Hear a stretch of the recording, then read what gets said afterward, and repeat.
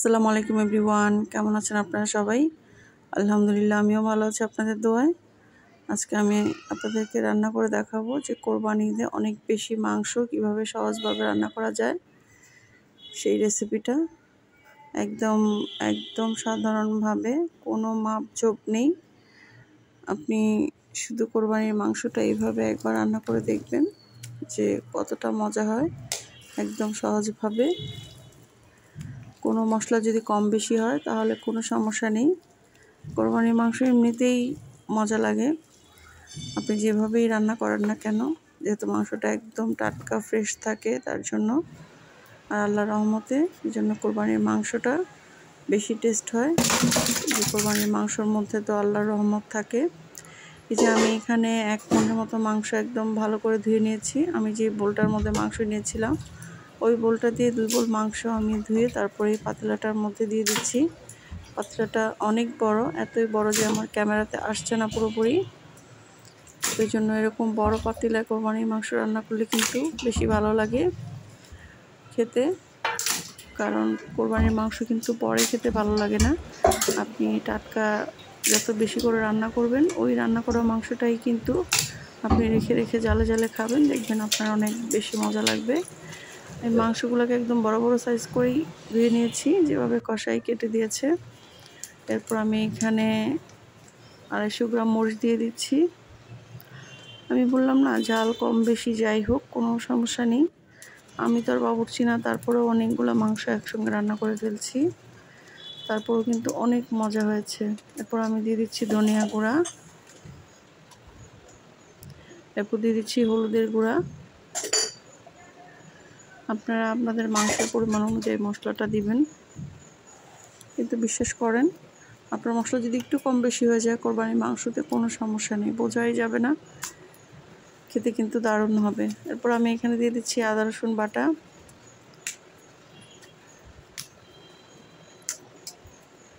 কোরবানির মাংসর মধ্যে কিন্তু এত মশলা লাগে না, অল্প মশলাতেই কিন্তু কোরবানির মাংসটা রান্না করলে অনেক মজা হয়। আমি দেখতেই পাচ্ছেন যে এতগুলো মাংসের মধ্যে কতটুকু আদা রসুন বাটা দিয়েছি। তারপর দিয়ে দিচ্ছি জিরা বাটা,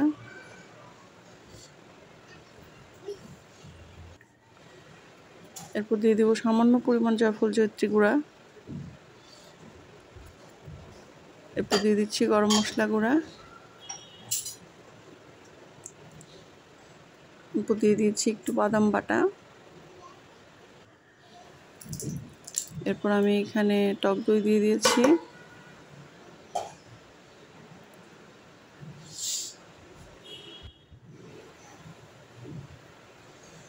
এরপর আমি এখানে দিয়ে দিচ্ছি পেঁয়াজ কুচি।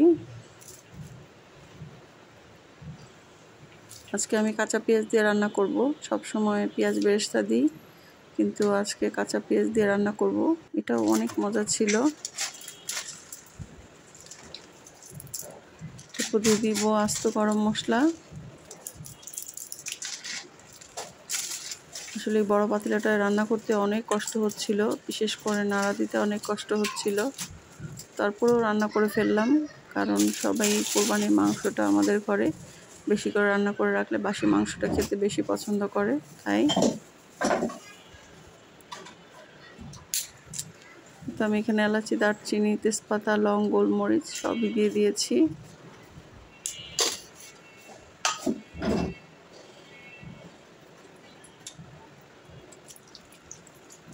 এরপর আমি দিয়ে দিচ্ছি তেল। তেলের পরিমাণটাও কিন্তু আমি কম দিব, কারণ কোরবানির মাংসের মধ্যে অত বেশি তেল লাগে না, মাংস থেকেই অনেকটা তেল উঠবে, এর জন্য খুবই অল্প একটু তেল দিয়ে দিয়েছি। এরপর দিয়ে দেবো স্বাদ মতো লবণ।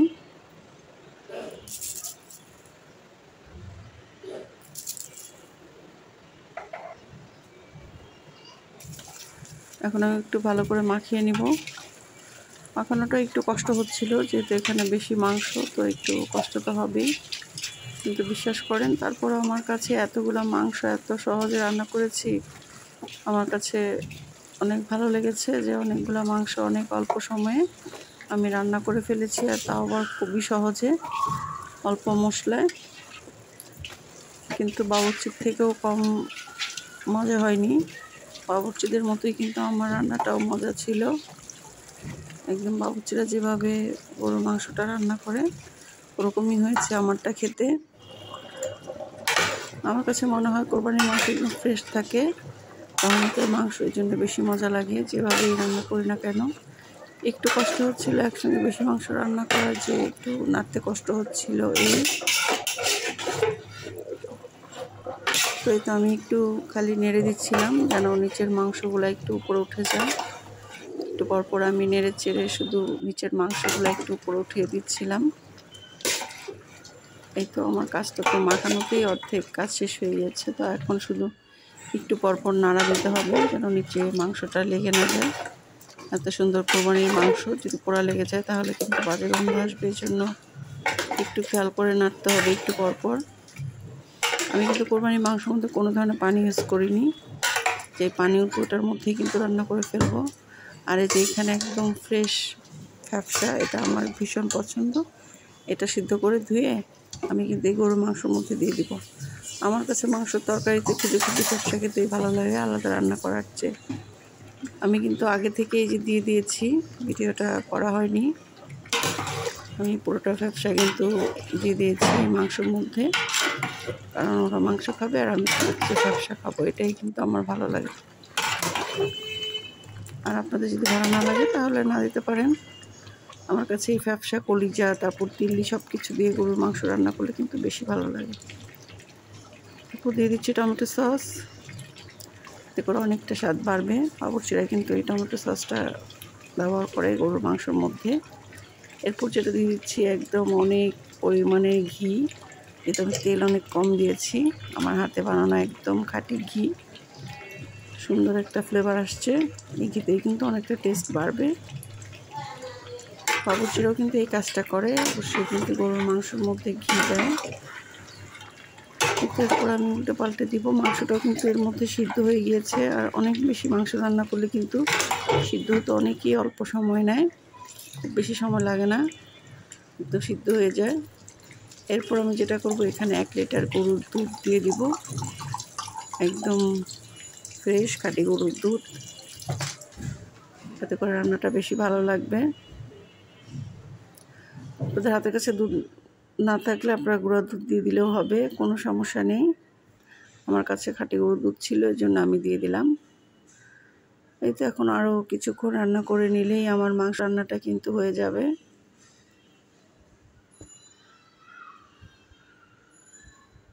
এই পুরোটা রান্নার মধ্যে একটাই কষ্টের কাজ ছিল, সেটা হলো এই নাড়া দেওয়া। এত বড় পাতিলে আসলে মানে নাড়তে একটু কষ্ট হচ্ছিল, কিন্তু যাই হোক অনেক মজা করে অনেক দিন খাওয়া যাবে জালে জালে এই রান্নাটা। আমাদের ঘরে সবাই এই রান্নাটা অনেক পছন্দ করে, বিশেষ করে বাসি হলে বেশি পছন্দ করে। এরপর আমি দিয়ে দিচ্ছি কেওড়া জল।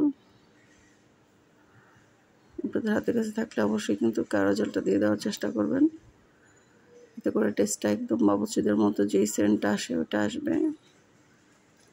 তো দেখতে পাচ্ছেন তো আমার রান্নাটা কিন্তু একদম হয়ে গিয়েছে, আস্তে আস্তে কিন্তু মাংসটাও সিদ্ধ হয়ে গিয়েছে আর একদম মজে গিয়েছে। এই যে আমার রান্নাটা শেষ, এখন গরম গরম পরিবেশনের পালা। তো খেতে ভীষণ মজা ছিল। আপনাদের কাছে কেমন লেগেছে আমার এই ভিডিওটা অবশ্যই কমেন্ট করে জানাবেন। যদি ভালো লেগে থাকে তাহলে অবশ্যই লাইক কমেন্ট শেয়ার করে দিবেন। তো ভালো থাকবেন সবাই, অনেক বেশি সুস্থ থাকবেন। আজকে পর্যন্তই, আল্লাহ হাফেজ।